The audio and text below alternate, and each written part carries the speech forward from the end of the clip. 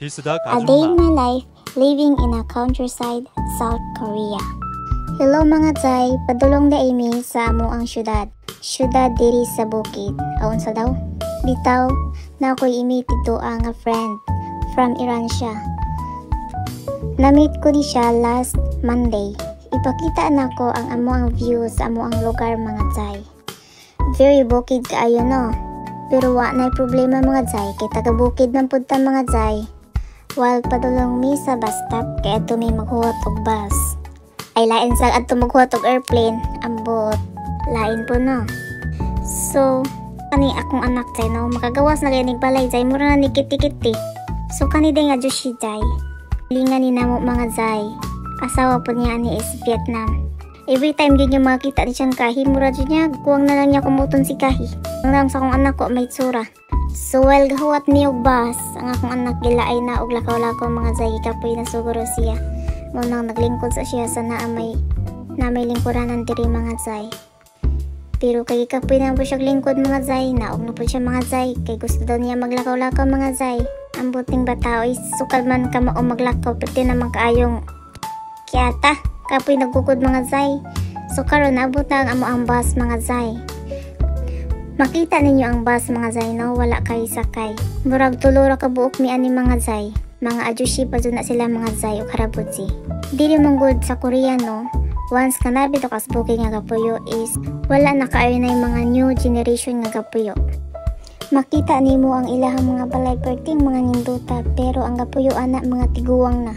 Dili man sad pod sa Korea ra pod mga Zay, na manggod pod sa ubang nasod pod ni ana gud pa. Pero sa ato manggod bisan pagbukid manggod no.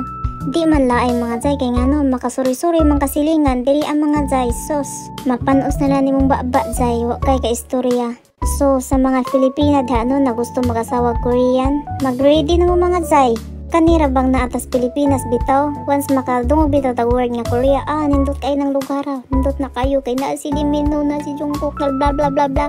Mga Zay, before mo mag-menu og Korean mga Zay, pag-research sa mo kay para di mo magmahay. Kay ang pagmahira ba mga Zay sa ulahi, wala mag-una.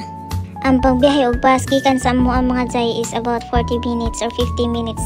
Pero sometimes 50 minutes mga Zay og daghan og sakay, pero og gamay rag sakay kay 40 minutes. Pero og nagay kay car day, 20 minutes ra day. Mo ni nakalisod og nakagapuyo sa kuano countryside kay ngano. Hasol kayo mga Zay.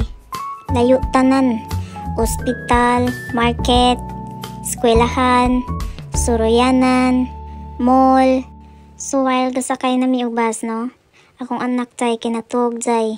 Naani gyud ni siya every time nga mag-bus mi Zay kay masigira siya katog, pero may noon kay sa uban ng mga bata masigilak-hilak pa.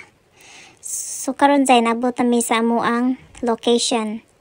Diri na mi. Abot na mi sa among padulungan mga Zay. So nangita ko sa ako ang kakita diri aba kay ana mo gud siya nga ug asa kuno ko munaog adto daw siya gahuwat. So kanang gakampak-kampak diha nga sakyanan abi ko mauna siya dili di ay. So karon nagkakita nami na si kauban Zay Korean daw. Kani siya kaning atubang nako mo na si Iran. Katong drive is Korean. Adto daw mi magkape sa Okchon, famous coffee shop daw sabi aning Korean. Simple siya nga coffee shop Zay no, pero nindot ang ambience. Nindot ni siya sa mga couple. Pwede sad mga family like that, friends, relatives, char. Pero mahal diri Zay ilang kape Zay.